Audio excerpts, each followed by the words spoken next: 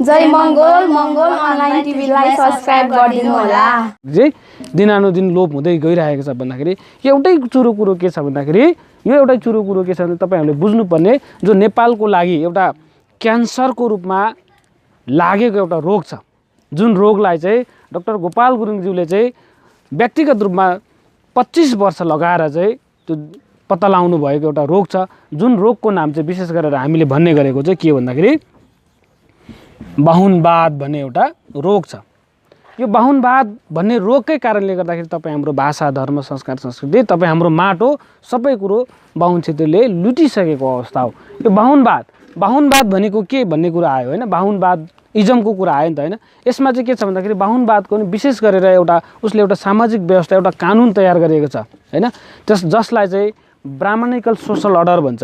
यानी कि बाहुनवादी सामाजिक व्यवस्था अन्तर्गत तपाईँ हाम्रो समाज नेपाल र भारतको तपाईँ हाम्रो समाज, तपाईँ हामीलाई चाहिँ त्यही व्यवस्थाभित्र छिराएर त्यही व्यवस्थाको नियम कानुन अनुसार चाहिँ तपाईँ हाम्रो समाजमा चाहिँ उसले राज गरिरहेको अवस्था हो हैन।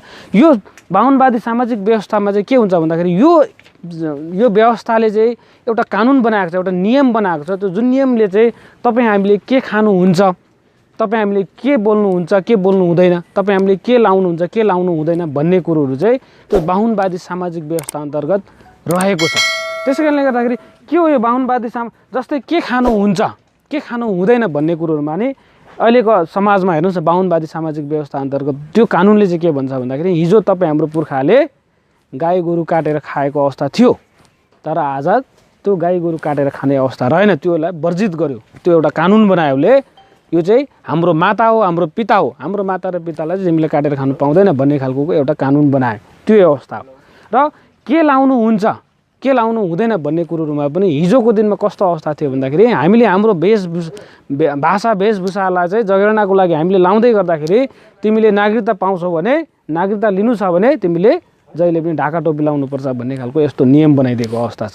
के लाउनु हुन्छ, अहिले पनि पार्लियामेन्ट छिर्दा हिजोसम्म के थियो भन्दाखेरि पार्लियामेन्ट छिर या कुनै पनि सरकारी कार्यालयतिर जानु पर्यो भने, सरकारी कार्यालयको कुनै पनि ओहदामा बस्नु पर्यो भने त्यो दौरा सुरुवाल, विदेशी दौरा सुरुवाल लाउने अवस्था थियो। तपाईँ हाम्रो भाषा, तपाईँ हाम्रो वेशभूषालाई चाहिँ उसले चाहिँ प्रतिबन्ध लगाइदिएको थियो। त्यो बाहुनवादी सामाजिक व्यवस्था अन्तर्गतको कुरा र हामीले के बोल्नुहुन्छ, के बोल्नु हुँदैन भन्ने कुरोहरू पनि त्यो बाहुनवादी सामाजिक व्यवस्थाले राखिदिएको थियो। हाम्रो भाषालाई हैन, यहाँनिर तामाङ समुदाय हुनुहुन्छ, तामाङ समुदायको भाषालाई चाहिँ तपाईँ हाम्रो आँगनमा सीमित रह्यो हैन। तपाईँ हामीले सरकारी कार्यालयतिर हाम्रो भाषा, हाम्रो संस्कारलाई चाहिँ त्यहाँनिर हामीले कुनै पनि ठाउँ पाएन। यस्तो खालको बन्देज गर्ने, यस्तो खालको रणनीति अपनाउने त्यो बाहुनवादी सामाजिक व्यवस्थाभित्र, यो यानि कि बाहुनवादभित्र रहेको एउटा सामाजिक व्यवस्था।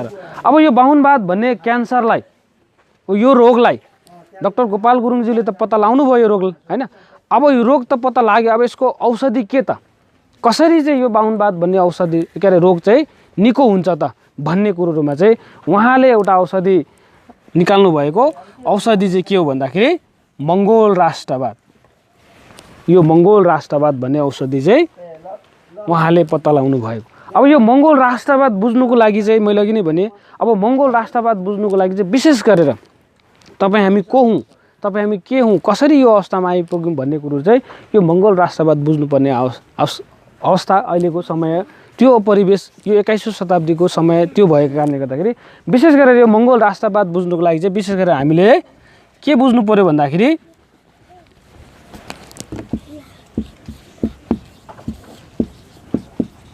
मानव उत्पत्तिको कुराहरू चाहिँ तपाईँ हामीले बुझ्नु बेला आएको छ। अब 21औं शताब्दीमा मानव उत्पत्तिको कुराहरू हैन, मान्छे तपाईँ हामी मानवहरू उत्पत्ति भएर यो संसारमा, यो पृथ्वीमा उत्पत्ति भएर अहिले 21औं शताब्दीको आधुनिक अत्याधुनिक युगमा प्रवेश गरिसक्दाखेरि हामी मान्छेहरू यो संसारमा कसरी उत्पत्ति भयौँ भन्ने कुरोहरू चाहिँ तपाईँ हामीले बुझ्नुपर्ने बेला आएको छ हैन। यो कुरो तपाईँहरूले सरसर्ती रूपमा नबुझिरहेको अवस्थाको कारणले गर्दाखेरि हामी अन्योलमा छौँ हैन। हामी जातिगत कुराहरूलाई चाहिँ लिएर हामी अगाडि बढिरहेको अवस्था छ।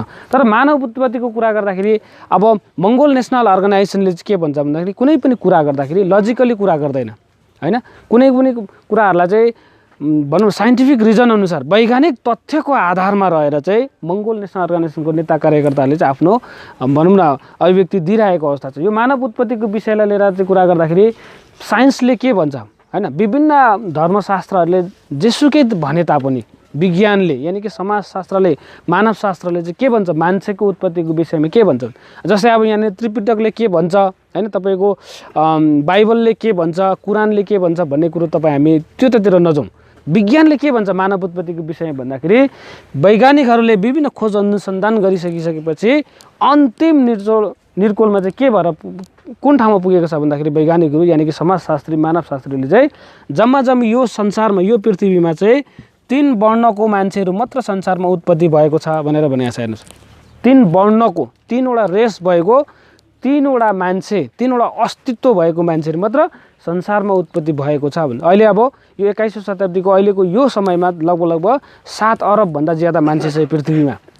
यो सबै यो 3वटा वर्णभित्र रहेको मान्छेहरू हो भनेर चाहिँ विज्ञानले भनेको छ हैन। त अब मान्छेहरू भन्छ अब धर्मशास्त्रले के भन्छ भन्ने कुरोतिर हाम्रै मुन्दुमले के भन्ला भन्ने कुरोतिर नजाउँ हैन। तर विज्ञानले के भन्छ भन्दाखेरि जम्मा 3 वर्णको 3 प्रकारको मान्छेहरू चाहिँ संसारमा उत्पत्ति भएको छ, 3वटा अस्तित्व 3वटा डिएनए भएको भन्छ। त्यसै कारणले गर्दाखेरि इङ्ग्लिस भाषा यदि अङ्ग्रेजी भाषामा अलिकति बुझ्न सजिलो होस् भनेर चाहिँ के भनेर बुझाइन्छ भन्दाखेरि विशेष गरेर बुझ्नु सजिलो मात्र होस् भनेर यो नै फ्याट भन्ने कुरा हैन, बुझ्नु सजिलो होस् भनेर बुझाउनुको लागि चाहिँ मात्र के भन्छ भन्दाखेरि एमएएन मेन भनेको मान्छे भनेर चाहिँ बुझाउनु खोज्छ उनीहरूले हैन। मान्छे हुनुको लागि भन एमएएन मेन भनेको मान्छे भनेर खस भाषामा मान्छे भनेर पढाइन्छ या बुझाइन्छ नि त। अब यो मान्छेभित्र चाहिँ को पर्छ अरे भन्दाखेरि सूत्रगत हिसाबले बुझाउनु खोज्दाखेरि के भन्यो भन्दाखेरि एमबाट चाहिँ मङ्गोल वर्णको एउटा मान्छे भनेर चाहिँ बुझाउनु खोज्यो हैन, मङ्गोल रेसको एउटा मङ्गोल डिएनए भएको एउटा, र एबाट चाहिँ आर्यन डिएनए भएको आर्यन रेसको आर्यन अस्तित्व भएको एउटा मान्छे, र एनबाट चाहिँ नेग्रो अस्तित्व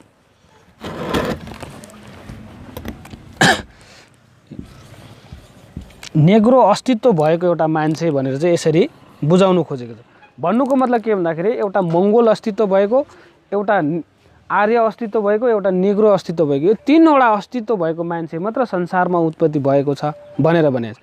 अब यो कसरी भन्दाखेरि अब यो विभिन्न खोज अनुसन्धान गर्दाखेरि क्षेत्रगत हिसाबले हैन समयको हिसाबले कुरा गर्ने हो भने मानव उत्पत्तिको कालखण्ड चाहिँ तपाईँको 1,40,00,000 वर्षदेखि यता 80 लाख वर्षभित्रसम्ममा चाहिँ अहिलेको आधुनिक मान्छे यानि कि एफ2 मेन हैन, एफ2 मेन भन्छ नि तपाईँको यो चार्ल्स डार्विन भन्ने एउटा वैज्ञानिकले चाहिँ तपाईँको विकासवादी सिद्धान्त अनुसार उनले प्रतिपादन गरेको एउटा सिद्धान्तको अनुसार चाहिँ मान्छे चाहिँ एफ2 मेन भन्छ।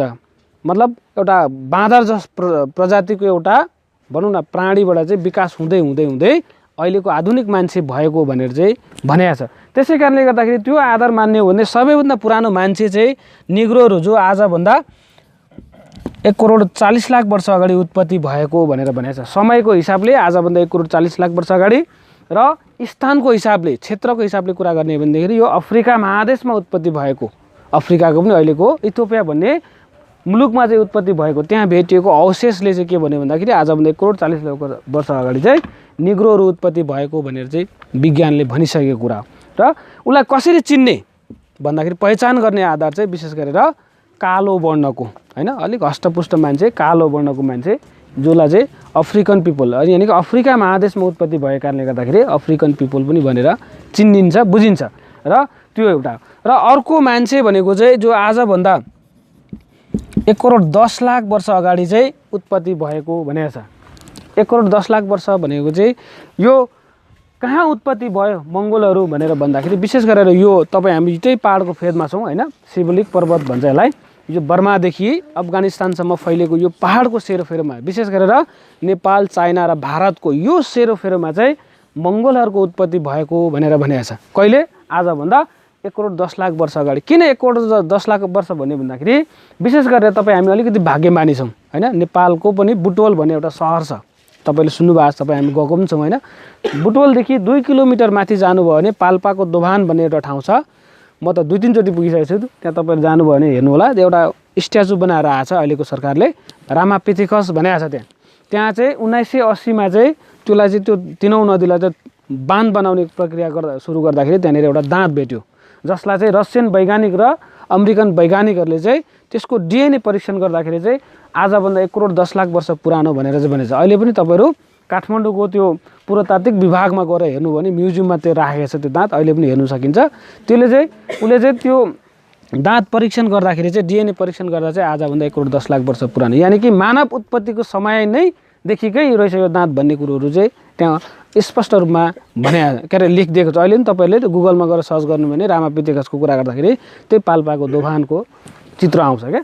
र यो 1 करोड 10 लाख वर्ष पुरानो जुन मानव अवशेष जुन दाँत चाहिँ त्यसको डिएनए परीक्षण गर्दा चाहिँ के पाइयो भन्दाखेरि विशेष गरेर यहाँको तपाईँ हामी जो नाकथेप्चे आँखा चिम्सेहरू जुन छ नि राई लिम्बू मेचे धिमाल यो वर्णसँग चाहिँ उसको डिएनए म्याच खायो।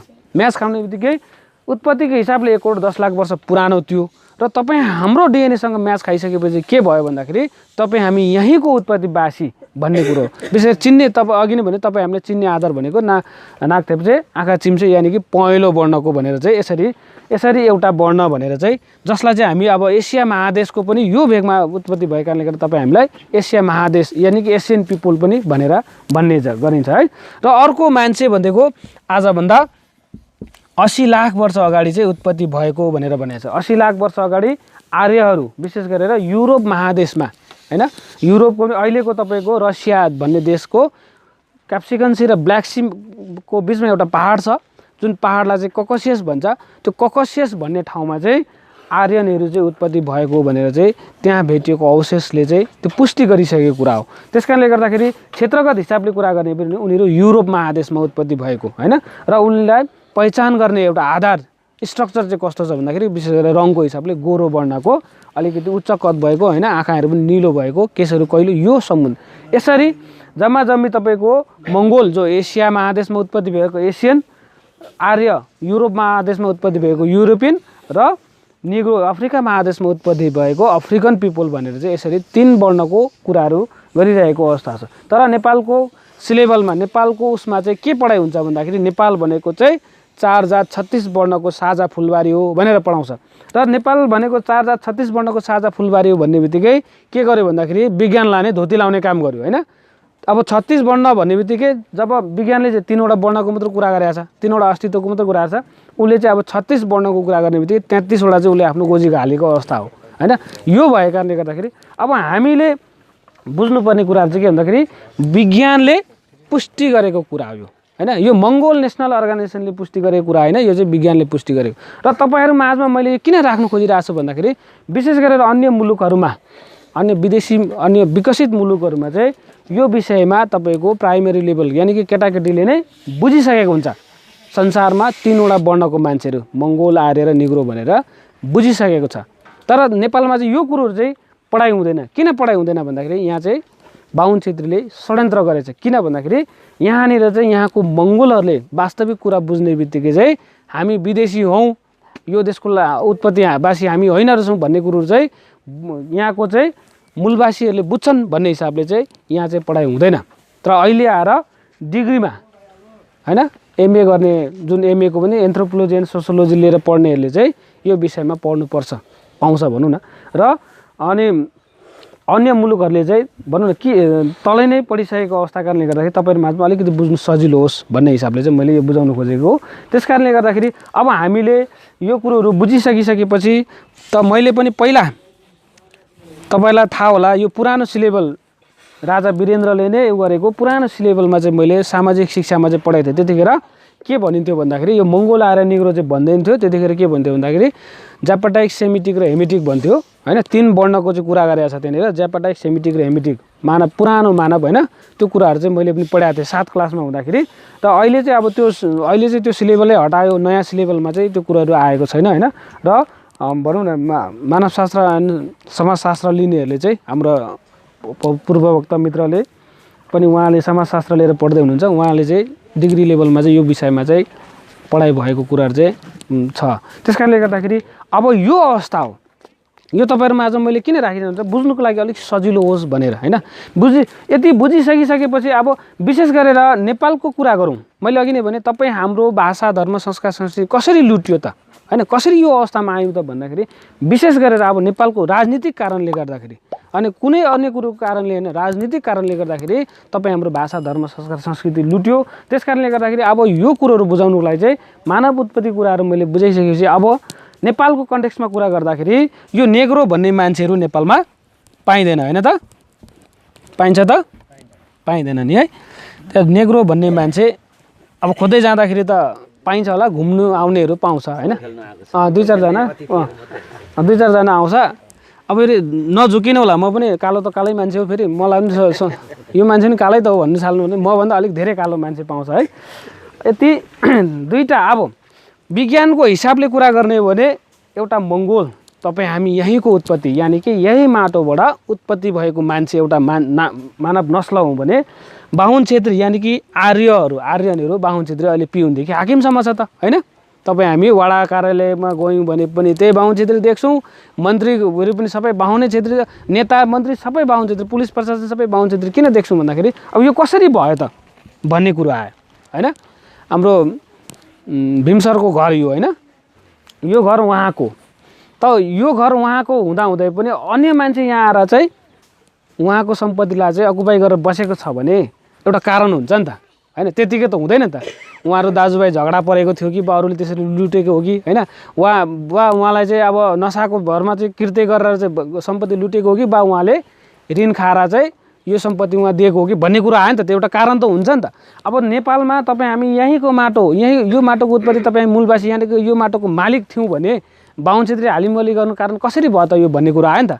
यो कुरो यो इतिहास खोतल्दै जाँदाखेरि चाहिँ यो वास्तविक इतिहास चाहिँ तपाईँ हामीलाई पढाइ हुँदैन हैन। यो कुरो वास्तविक इतिहास बुझ्दै जाँदाखेरि चाहिँ विशेष गरेर हाम्रो संस्कार, हाम्रो संस्कृतिले पनि त्यो हाम्रो मुन्डुमहरूले त्यो कुरोहरू थुतुरवेदहरूमा त्यो कुरो त उल्लेख छ हैन। त्यो हामीले बुझिरहेको अवस्था त छैन, तर पनि हामीले सरसर्ती हेर्नुपर्छ। जस्तै हाम्रो संस्कारको कुरा गर्दाखेरि अब अहिले त त्यो अलिकति धुलमिल भयो, हामीले बाहुन क्षेत्रीकै सिकिरहेको अवस्था हो। हिजोको दिनमा कस्तो थियो भने हाम्रो तपाईँ हामी मऱ्यौँ भने मङ्गोल समुदायको कोही पनि मऱ्यो भने लगेर गाड्ने चलन थियो नि। बाहुन क्षेत्रीलाई किन लगेर के अरे खोलाको किनारमा डढाउँथ्यो भन्दाखेरि त्यतिखेर एउटा शर्त भएको थियो कि उनीहरू यहाँ प्रवेश गर्दाखेरि तिमी मर्दाखेरि चाहिँ तिम्रो शरीर चाहिँ यो माटोको उत्पत्ति नभएको कारणले गर्दाखेरि तिमी जहाँबाट आएको थियो त्यतै लैजाऊ भनेर भन्दाखेरि उसले चाहिँ डढाएर हैन त्यो अस्तु के भन्छ नि तिनीहरूको अस्तु के पनि बगाएर पठाउँदै भन्छ नि, त्यो खालको संस्कारहरू चाहिँ बुझाउनु खोजेको थियो। र अर्को कुरो तपाईँहरू माझमा बाहुनले नै लेखेको विभिन्न पुस्तकहरूमध्ये अहिले यो कक्षा 9 को एउटा नेपाली किताब छ। तपाईँले यो नेपाली किताबको चाहिँ तपाईँको 120 पेजमा गएर हेर्नुहोस्, एउटा बाहुनले लेखेको एउटा कविता छ, 100 रङ इन्द्रेणी भने। जस्तो नेपालमा चाहिँ 100वटा रङ भएको इन्द्रेणी चाहिँ नेपालमा बसोबास गर्छ भन्ने हिसाबले चाहिँ साहित्यिक कुरा। यो लेख्ने मान्छे चाहिँ को भन्दाखेरि वासुदेव त्रिपाठी भन्ने एउटा बाहुनले लेखेको छ। यसको चौथो हरफमा के भनेछ भन्दाखेरि नेपाल चाहिँ को छ अरे नेपालमा भन्दाखेरि खस आर्य के अरे आर्य मङ्गोल खस किराँती थारू यादव सुरवीरको पाइला डोप प्यारो गोर्खाली जाति विश्ववीरको भनेर चाहिँ भनेछ हैन। 100 जाति थर पाछा मिलिजुली पौरख मिठो दिलको माया मोह मिठो समाज साइनो मिठो भनेर चाहिँ उसले चाहिँ भनेको भन्नुको मतलब यसरी व्याख्या गर्नु खोजेको। उसले लेखेन यहाँनिर चाहिँ तपाईँलाई हामीले चाहिँ आदिवासी जनजाति महिला मुस्लिम भन्ने कुरो लेखेन। उसले के लेख्यो भन्दाखेरि खस आर्य भन्ने कुरो लेख्यो।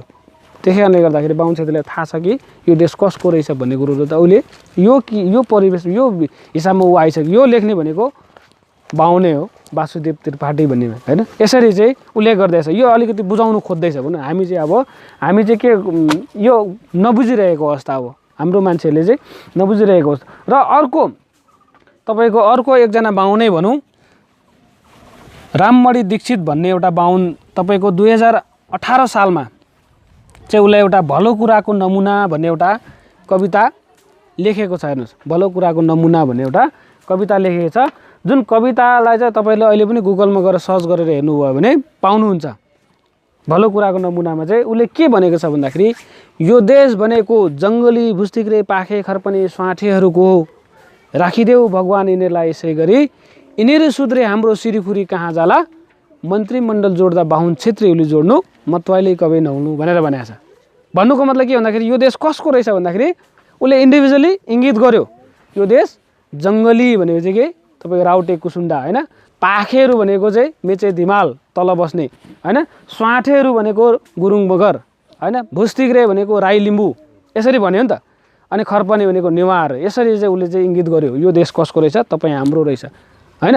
राखिदेऊ भगवान यिनीहरूलाई यसै गरी भनेको हामी जस्तो अवस्थामा छौँ हैन, हाम्रो भाषा लोप भइरहेछ, हाम्रो संस्कार हामी बुद्धिविहीन छौँ हैन, धनवानविहीन छौँ, यो अवस्थामा राखिदेऊ अरे। अनि राखिदेऊ भगवान यिनीहरूलाई यसै गरी यिनीहरू सुध्रे, यानि कि हामी बुद्धिमान भयौँ भने, हामी धनवान भयौँ भने चाहिँ हाम्रो सिरिखुरी कहाँ जाला, यानि कि उसले मन्त्री हैन, एउटा तपाईँको एउटा पिउनदेखि मन्त्रीसम्मको जुन हालिमुहाली छ नि अहिले भ्रष्टाचारदेखि लिएर दुनियादारी गरिरहेको छ नि त, यो हालिमुहाली कहाँ जाला हैन। मन्त्रीमण्डल जोड्दाखेरि यानि कि मन्त्रीमण्डल गठन गर्दाखेरि चाहिँ बाहुन क्षेत्रीहरूले जोड्नु, मतवाइले कवि नहुनु। अहिले हेर्नुहोस् न तपाईँको कति 43वटा समितिमा पुगेन, प्रधानमन्त्रीको लिस्ट पल्टाएर हेर्नुहोस् त, बाहुन क्षेत्री बाहेक तपाईँ हाम्रो अनुहार कहीँ छैन नि, यो अवस्था हो। त्यस कारणले गर्दाखेरि यो कविता लेखे बापत उसलाई 1600 बिघा जमिन चाहिँ त्यतिखेर तत्कालीन राजा महेन्द्रले चाहिँ कपिलवस्तु, अहिलेको कपिलवस्तु जिल्लामा चाहिँ 1600 बिघा दिएको छैन। ल तैँले यत्रो राम्रो कुरा गरिस्, ल तेरो लागि यो भनेर दिएको छैन। त्यो बाहुनले नै लेखेको कविता। यो राममणि दीक्षित भने चाहिँ आचार्य बाहुन हो, चाहिँ उसको चाहिँ आचार्य हो। यसरी उसले गरिदिएको कुरा छ। अब विशेष गरेर नेपाल र इन्डियाको कन्टेक्स्टमा कुरा गर्ने हो भने एउटै रोग हो। नेपालमा पनि बाहुन क्षेत्रीले लुटिरहेको अवस्था हो र इन्डियामा पनि बाहुन क्षेत्रीले नै हालिमुहाली गरिरहेको अवस्था हो। त्यसै कारणले गर्दाखेरि इन्डियाको जम्मा 5 जना विद्वानहरू, जसमध्ये 4 जना चाहिँ बाहुन छ र 1 जना चाहिँ मङ्गोल हैन। विद्वानमध्ये एउटाको सबैभन्दा तपाईँलाई म भन्छु के अरे भन्दाखेरि जवाहरलाल नेहरू, पण्डित जवाहरलाल नेहरू भन्छ। उसले पनि आफ्नो किताबमा चाहिँ के भनेको छ भन्दाखेरि हामी बाहुनहरू चाहिँ आयातित हो, यानि कि बाहिरबाट आएको भनेको। एउटा भिडी सावरकर भन्ने मान्छेले पनि उसको आफ्नो बुकमा पनि लेखेको छ हैन। एस राधाकृष्णन भन्नेले पनि लेखेको छ। भिडी सावरकरको चाहिँ त हिन्दुत्व भन्ने, हिन्दू कोण भन्ने सन् 1923 मा लेखेको एउटा किताब छ। त्यसमा चाहिँ यो हिन्दू जुन शब्द, हिन्दू भन्ने जुन अङ्गीकार गर्ने जुन बाहुन क्षेत्रीहरू चाहिँ बाहिरबाट आएको भन्ने कुरो चाहिँ स्पष्ट रूपमा लेखेको छ। र एस राधाकृष्णन भन्ने दक्षिण भारतको एउटा बाहुनले पनि त्यो उल्लेख गरेको छ। र तपाईँहरू माझमा मैले अर्को एकजना बाहुनले नै लेखेको किताब चाहिँ मैले ल्याएको छु।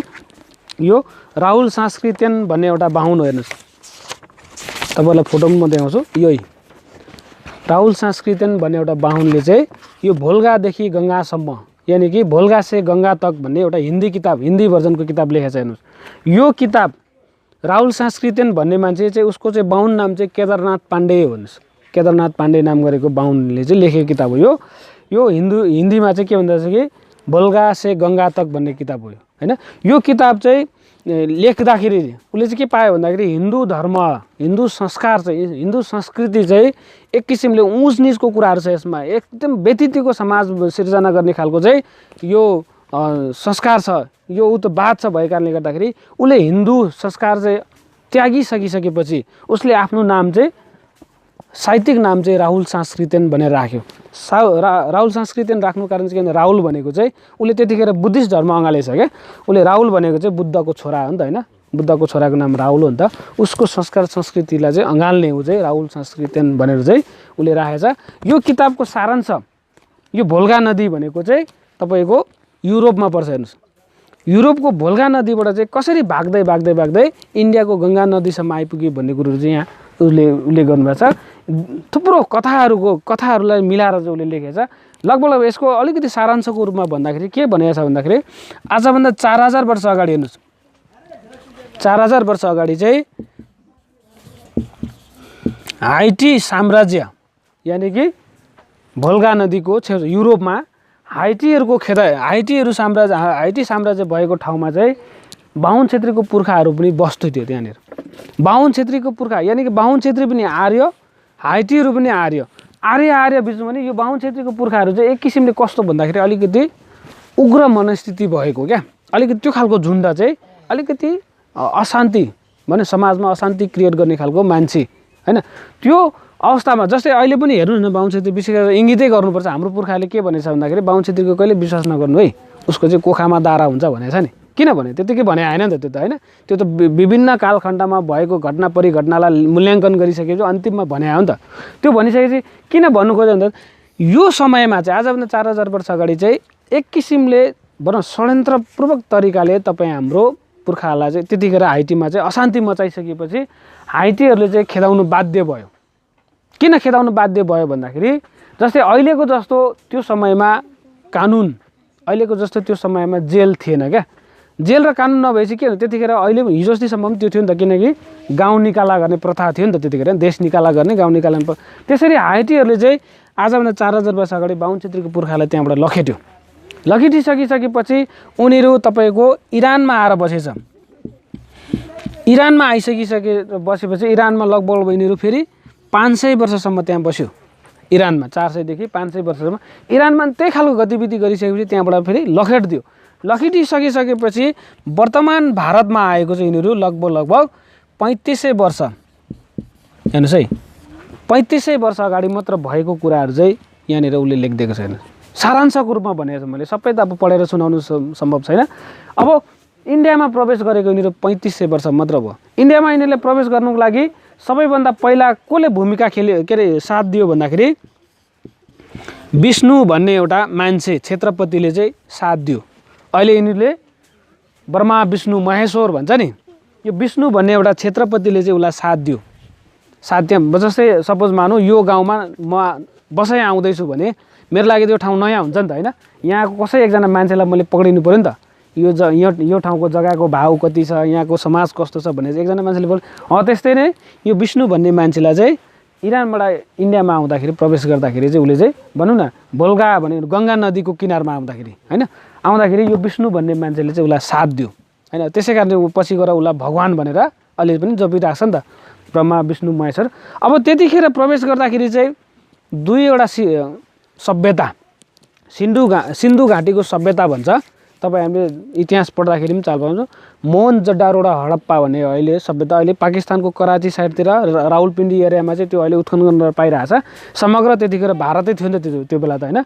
त्यो सभ्यतालाई तहस नहस गर्नु चाहिँ विशेष गरेर बाहुन छेत्रीहरू आएको भन्ने कुरो चाहिँ त्यो भनौँ न कुराहरू पाइरहेको छ। अहिलेको इतिहास खोतलिँदै आएको अवस्था, एक किसिमको उग्र झुन्डाहरूले चाहिँ त्यतिखेरको सभ्यतालाई चाहिँ तहस नहस गरेको थियो भनेर भनेको छ होइन। र त्यसै कारणले गर्दाखेरि अब हेर्नुहोस् त्यो सभ्यता अहिले आएर उत्खनन हुँदाखेरि के भएको छ भन्दाखेरि आजभन्दा 4000 वर्ष अगाडि नै मङ्गोलहरू चाहिँ सिभिलाइज भएको थियो अरे। भने चाहिँ अहिलेको जस्तो आधुनिक सहर चाहिँ आजभन्दा 4000 वर्ष अगाडि नै बसिसकेको अवस्था थियो। त्यहाँनिर त्यो उत्खनन गर्दाखेरि चाहिँ त्यहाँनिर अब त्यो तराजुदेखि लिएर होइन तपाईँको अब यो भनौँ न घरहरूको बनावटमा पनि तपाईँको चमेना गृह बेग्लै भएको, सिटिङ रुम बेग्लै भएको होइन, त्यो किचन बाथरुम टोयलेटहरू हाबीजाबी यो सबै थोक भएको अहिले भग्नाशेषहरू पाइन्छ अरे। भन्नुभयो आजभन्दा 4000 वर्ष अगाडि नै मङ्गोलहरू चाहिँ सिभिलाइज भइसकेको अवस्था थियो। त्यो सिभिलाइजलाई चाहिँ तहस नहस गर्नु चाहिँ यही बाहुन छेत्रीको झुन्डाहरू आएर प्रवेश गरेको भन्ने कुरो चाहिँ प्रवेश गरेर चाहिँ तहस नहस गरेको भन्ने कुरोहरू चाहिँ यसबाट त्यसै तहस नहस गरिसकेपछि के गर्यो भन्दाखेरि उनीहरूले एउटा प्रथा यानि कि एउटा चलन ल्यायो। अहिले त्यो हामीले बाहुन छेत्रीले त्यो होम गर्दै गरेको देखिन्छ नि, कोटी होम कोनी के भन्छ नि, अन्नबालीहरू जलाएको देखिन्छ नि त्यहाँनिर, घिउ लगाएर के गरेर पोल्दै गरेछ नि, के भन्छ स्वाहा भन्छ नि होइन। अब तै मरोस् स्वाहा भनेको हो कि के भनेको थाहा छैन। अनि हामी पनि सट्ट बस्यो अनि यसो हाल्छौँ नि, चोरो पोल्छौँ कि त्यो संस्कार चाहिँ त्यतिखेर बसाएको हो तिनीहरूले। किन त्यसो गरेको रहेछ भन्दाखेरि विशेष गरेर जस्तै यो गाउँलाई चाहिँ अब एउटा उग्रवादीहरूले क्याप्चरमा लियो होइन। यहाँको मान्छेसँग टन्न खानेकुरो छ भने त त्यो उग्रवादीसँग को जान्छ त होइन, सम्झौता गरेर जाँदैन नि त, लड्छ नि बरु। तर के गर्यो भने त्यो अन्नबाली सबै खोसेर चाहिँ डढाइदिइसकेपछि त अनि भोलि त भोक लाग्छ। भोक लागेपछि के गर्नु पऱ्यो भन्दाखेरि जानु पऱ्यो नि त माग्नु होइन, हजुर मलाई त भोक लागेछ खानु दिनु पऱ्यो भन्दाखेरि अनि त्यहाँदेखि अब यो कुरो मान्छेस् भने मात्रै तँलाई दिन्छु भन्ने शर्त आउँछ नि त्यहाँ। त्यसकै लागि चाहिँ त्यो भनौँ न अन्नबाली सबै डढाइसकेपछि त्यो डढाउने प्रथा चाहिँ त्यहाँदेखि सुरु गरेर भनौँ हाम्रो यहाँको मङ्गोलहरूले चाहिँ त्यही बाहुन छेत्रीको चाहिँ भनौँ न एक किसिम आशय उसमा बस्नुपर्ने भनौँ न दबदबामा बस्नुपर्ने स्थिति सिर्जना गरेको कुराहरू चाहिँ छ। र यो भयो इन्डियाको इतिहास होइन। अब फेरि मैले त अघि नै भने नेपालको कुरा मात्र गरिरहेको छु म। नेपालमा कसरी आयो त अब होइन। इन्डियामा त यिनीहरू आएको 3500 वर्ष भयो भने नेपालमा यिनीहरू प्रवेश गरेको भनेको कहिले भन्दाखेरि विशेष गरेर यिनीहरू पहिलोचोटि आएको नेपालमा पहिलोचोटि आएको भनेको चाहिँ कहिले भन्दाखेरि यदि तपाईँको 1495 मा पहिलो झुन्डहरू आएको छ हेर्नुहोस्। 1495 मा पहिलो झुन्ड को आयो भन्दाखेरि विशेष गरेर शाहहरू चाहिँ नेपालमा 1495 मा पहिलोचोटि आएको छ। 1495 भनेको अहिले आएर 2021 हैन त, आजभन्दा 526 वर्ष अगाडि मात्र नेपालमा बाहुन क्षेत्री आएको इतिहास हेर्नुहोस्। त्योभन्दा अगाडि बाहुन क्षेत्री नेपालमा थिएन। 1450 त्यो पनि कहाँबाट आयो भन्दाखेरि मुगलहरूको खेदाइबाट। मुगल भनेको इन्डियामा मुगल त्यो साम्राज्य थियो।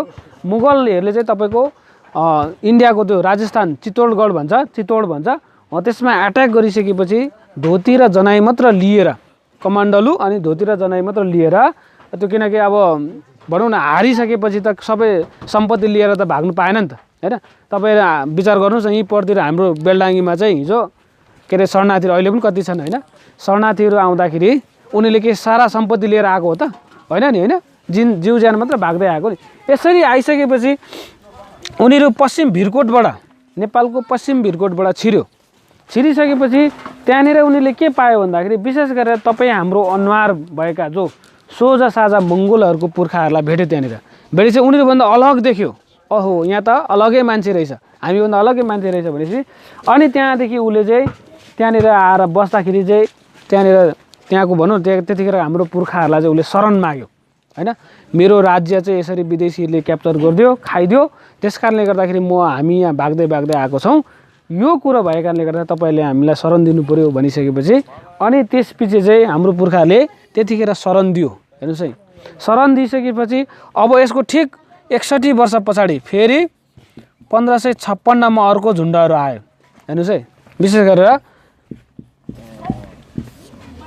राणाहरू हैन, अर्को झुन्डहरू आयो। हेर्नुहोस् अब त्यसको ठिक 3 वर्ष पछाडि चाहिँ के भयो भन्दाखेरि 1559 मा चाहिँ के गर्यो भन्दाखेरि तपाईँ हाम्रो राजा घले राजाको टाउको ठुन्काउनु चाहिँ सफल भयो। हेर्नुहोस् पहिलोचोटि आएको 64 वर्ष पछाडि चाहिँ उसले तपाईँ हाम्रो घले राजालाई चाहिँ ठुन्कायो, षड्यन्त्रपूर्वक तरिकाले ठुन्कायो। अब यसमा चाहिँ के छ भन्दाखेरि विशेष गरेर शाहहरूको तर्फबाट द्रव्य शाह भन्छ हैन। द्रव्य शाह तपाईँले इतिहास पढ्न सुन्नुभयो होला। द्रव्य शाह, गणेश पाण्डे र नारायण अर्याल 3 जना मान्छेले चाहिँ षड्यन्त्र गर्यो।